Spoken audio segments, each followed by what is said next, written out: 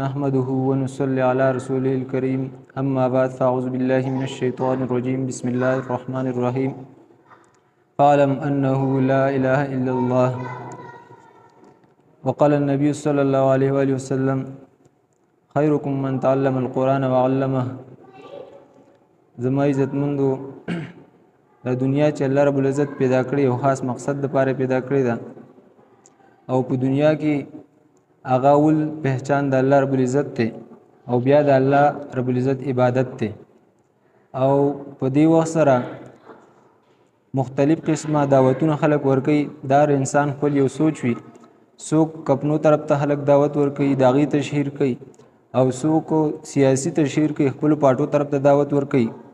او زمونږ دعوت دا قرآن کې چې الله وی فعلم انه لا اله الا الله چې هر انسان چې د بزان په دې باندې پوهه کوي نو مونږ هم د الله رب العزت طرف ته دعوت ورکو او هغه باره کې ان شاء الله زمونږ په 24 25 26 27 باندې اجتماع کېدونکې ده اکتوبر کې ان شاء الله.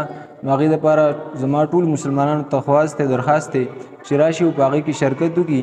نو دا مقصد ځان سره واخلي په دې باندې خپل ژوند تیر کړي او بیا نورو ته د هغې دعوت کوي او هغې ته رسوي. دا د پیغمبر علیه السلام کارو او په حدیث کې چې راځي کوم چې موږ ویلو خیرکم من تعلم القرآن وعلمه، دې کې هم د قرآن مطابق د قرآن خبرې کېږي او د هغې کلمې د لاندې د قرآن ټول د هغې تفسیر دی چې دا موږ په ژوند کې راولو او نورو خلک هم په ژوند کې راولو. دا به زموږ د دواړو جهانونو کامیابي د دې دنیا او مودا.